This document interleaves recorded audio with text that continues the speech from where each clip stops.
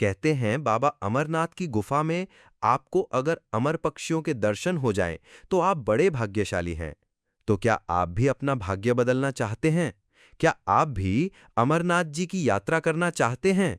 अगर हाँ, तो चलिए आपको इस पवित्र धाम से जुड़ी कुछ ऐसी बातें बताते हैं जो आपकी यात्रा को मंगलमय बनाने में मदद करेंगी। बाबा अमरेश्वर की ये गुफा समुद्र तल से 12,756 फीट की ऊंचाई पर है और यहां तक पहुंचने के दो रास्ते हैं। पहला 14 किलोमीटर लंबा बालटाल रूट और दूसरा पहलगाम रूट। पहलगाम वाला रूट 48 किलोमीटर का है, जिसमें चढ़ाई कम होती है, इसलिए इसे आसान माना जाता है। हालांकि ये रूट लंबा है। इस रूट से यात्रा करने पर आपको 3 से 5 दिन लग सकते हैं। सबसे ज्यादा भीड़ इसी रूट पर रहती है। बालटाल वाला दूसरा रूट श्रीनगर से 95 किलोमीटर दूर है।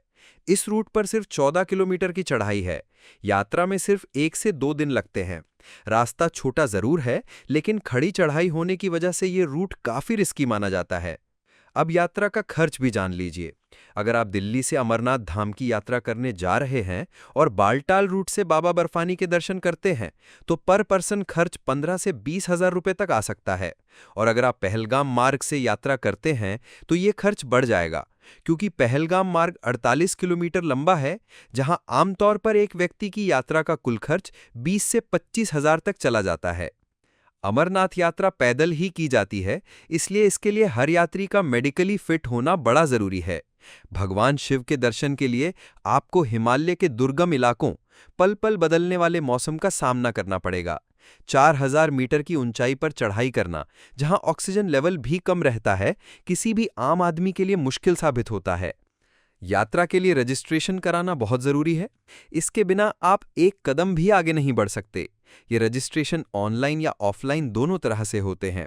रजिस्ट्रेशन यात्रा शुरू होने से करीब करीब 2.5 महीने पहले ही शुरू हो जाता है। सबसे पहले आपको एक रूट चुनना होगा। आपके पास Aadhaar card, passport, voter ID card या पैन कार्ड होना चाहिए। साथ में पासपोर्ट साइज फोटो और हेल्थ सर्टिफिकेट भी तैयार रखें।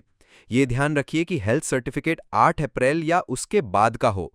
रजिस्ट्रेशन के बाद जम्मू या कश्मीर में बने सेंटर से आरएफआईडी कार्ड लेना होगा, जिसके लिए बायोमेट्रिक ई-केवाईसी वेरिफिकेशन कराना पड़ता है।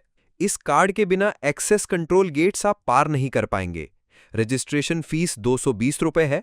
एक दिन में सिर्फ 15,000 लोग ही रजिस्ट्रेशन करा सकते हैं।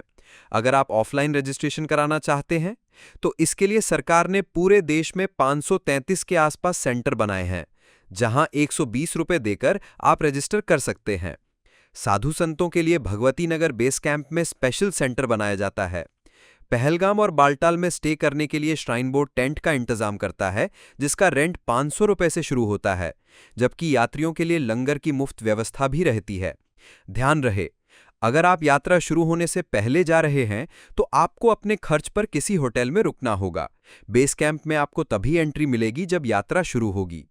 आप ट्रेन से जम्मू तवी रेलवे स्टेशन जा सकते हैं। वहां से पहलगाम या बालटाल के लिए टैक्सी या बस जैसे चाहें वैसे जा सकते हैं। जम्मू से पहलगाम की दूरी 250 किलोमीटर के आसपास है। इस सफर में आपको 7 से 8 घंटे लगेंगे। तो वहीं जम्मू से बालटाल की दूरी 400 किलोमीटर है। वहां पहुंचने के लिए 10 से 12 घंटे का वक्त लगेगा। अगर आप फ्लाइट से जाना चाहते हैं, तो नियरेस्ट एयरपोर्ट श्रीनगर है। वहां से आपको बस या टैक्सी मिल जाएगी। श्रीनगर से पहलगाम 90 किलोमीटर दूर है, जहां 2.5 से 3 घंटे में आप पहुंच जाएंगे। तो वहीं बालटाल की दूरी 120 किलोमीटर है और पहुंचने का समय 3 से 4 घंटे है।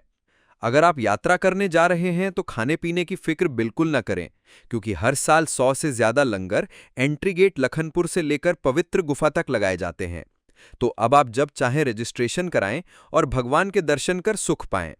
जानकारी कैसी लगी कमेंट करके जरूर बताएं।